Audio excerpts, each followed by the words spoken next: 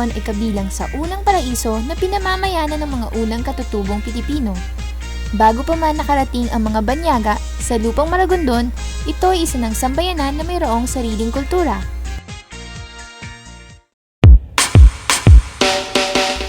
Ito ay kinilala bilang isang bayan noong taong 1690. Dating kilala bilang Maragondong at binago sa tawag na Maragondon bilang opisyal na pangalan nito ayon sa rekomendasyon ni Lope K. Santos. Ang bayan ng Maragondon ay nasa ikatlong distrito ng probinsya ng Cavite na may laking 202.10 square kilometers. Ito ay may 27 mga barangay at may layong 54 na kilometro mula sa Maynila patungong Timog Silangan. Ayon sa 2007 census, ito ay may kabuuang populasyon na 33,604.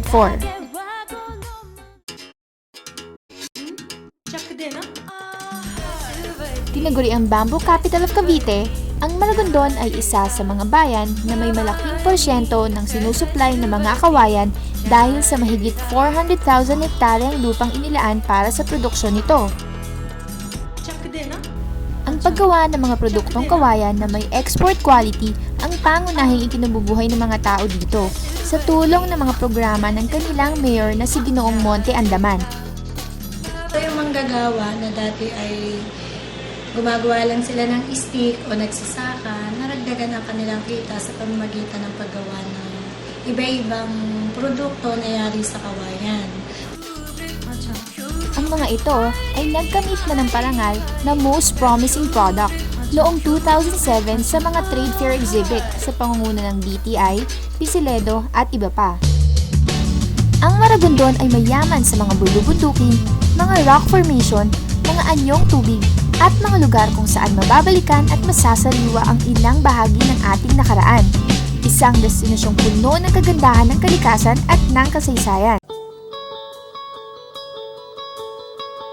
Ang Kristyanismo sa Maragondon ay buhat sa mga Pransiskanong misyonero na dumating sa Cavite Viejo at di lumaon ay ipinamahala sa mga paring Hiswita.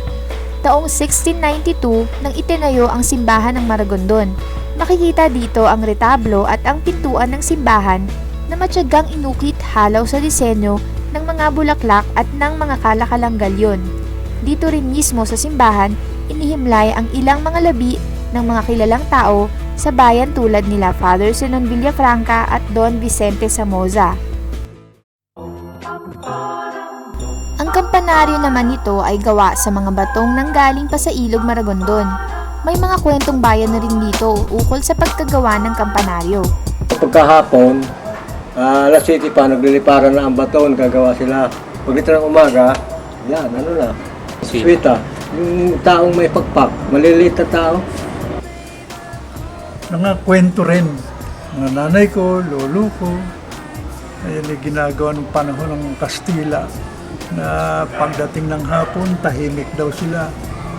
Hindi sila lumalabas ng bahay, buong magdamag. Liliparan daw ang bato, papunta riyan. Ako naniniwala noon pagkat maliit pa ako noon eh.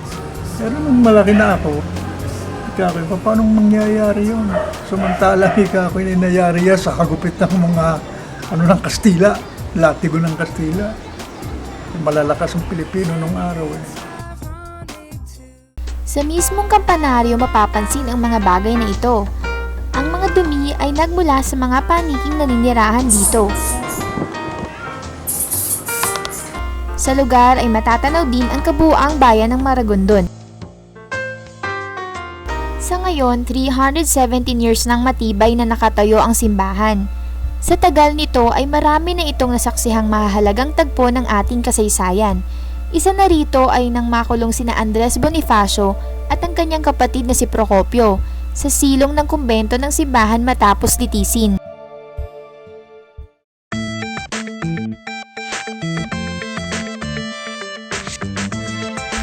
Ang Iglesia Filipina Independiente ay resulta ng alitan sa pagitan ng mga maiimpluwensyang pamilya ng Maragondon at ng Arsobispo ng Maynila.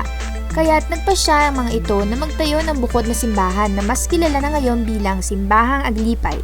Saan po yung yung bahay po ni Emilio Riego de Dios? Doon po. Oo, sa side na ito, makikita niyo doon, Riego de kaliwa po. Oo, kaliwa.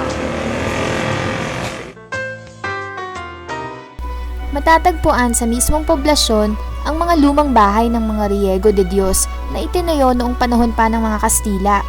Si Emilio Riego de Dios ang itinuturing na lokal na bayani ng mga taga Maragondon dahil dito mismo siya isinilang at siya na rin ang Secretary of War ni Aguinaldo. Plaza po. Pag-aari ng isang mayamang inchik na si Don Vicente Somoza na kaisa rin sa revolusyonaryong pamahalaan ni Presidente Emilio Aguinaldo. Ito ay isa sa mga ancestral house na ipinagmamalaki ng bayan ng Maragondon. Dito, punta kayo dito. Yan, makikita nyo na, pag ipon yung ganyan na yun na kagad, tinutumpok na yun. Oo.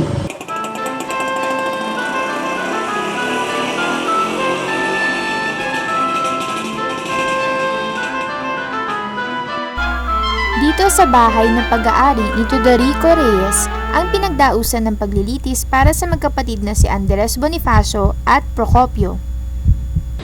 Bago dinala sila Andres Bonifacio sa bundok, kinulong muna sila sa simbahan ng Maragondon. So early in the morning of May 10, dinala doon. At pagdating sa bundok, when they opened the letter, the order is to leave the province. Inilibing ang kanilang mga labi sa paanan ng Mount Hulog. Nakilala ngayon bilang Gat Andres Bonifacio Memorial Shrine.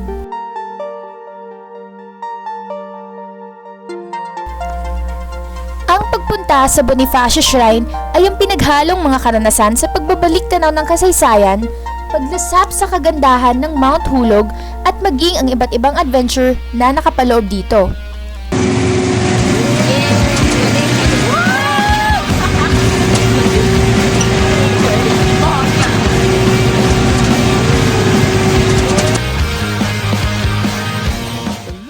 Isa ng challenge sa pagpunta dito ang pagtawid sa kanilang hanging bridge.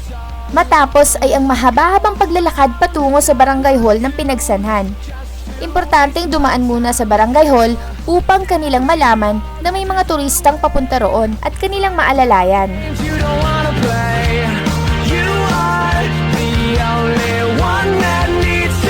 Sa daan pa lang papunta ng Mount Hulog, busog na ang mga mata mo sa mga magagandang tanawin.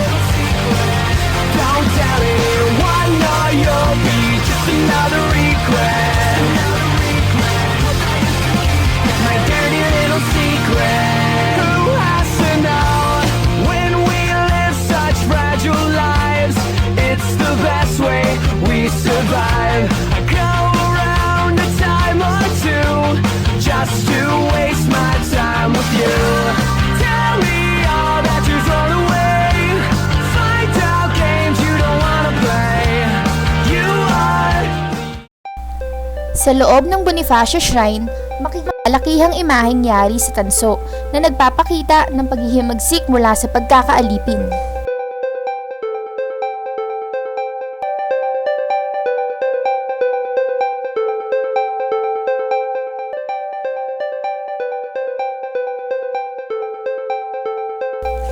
Matapos libutin ang buong Bonifacio Shrine ay maaaring mag-nature tripping sa pamamagitan ng pag-akyat sa bundok ng Mount Hulog. Sa tuktok ng Mount Hulog ay makikita ang iba pang mga bulubundukin. Tanaw rin dito ang Mount Buntis at Pico del Oro na kapwa matatagpuan rin sa Maragondon.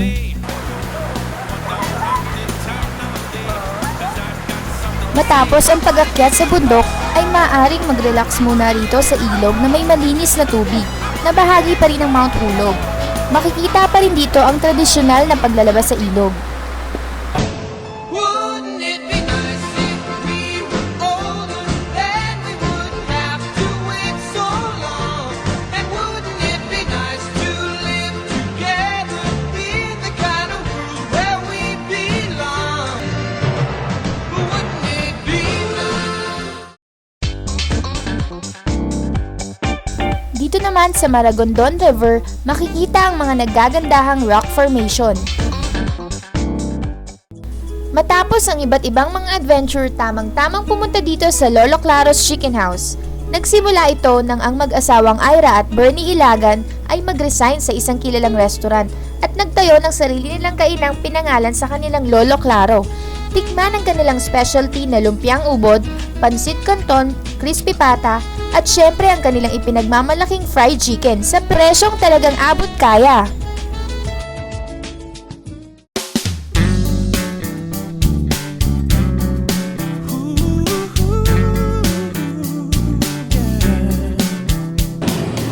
Good morning, welcome po sa Maragondon. Yung iniimbitahan ko yung mga ating mga kasama, kababayan na yung hindi pa nakakapunta at nais na mabisita ang bayan ng Maragondon ay malagod po namin iniimbitahan dito po sa aming bayan na makita ang mga kakaibang historical site, ecotourism park at meron po din kami mga islets muli po ang ating pong kababayan, nalulog na po dito sa Cavite, ay iniimbitahan natin na tumungo dito sa bayan ng Maragondon. Lamang po at maraming po salamat.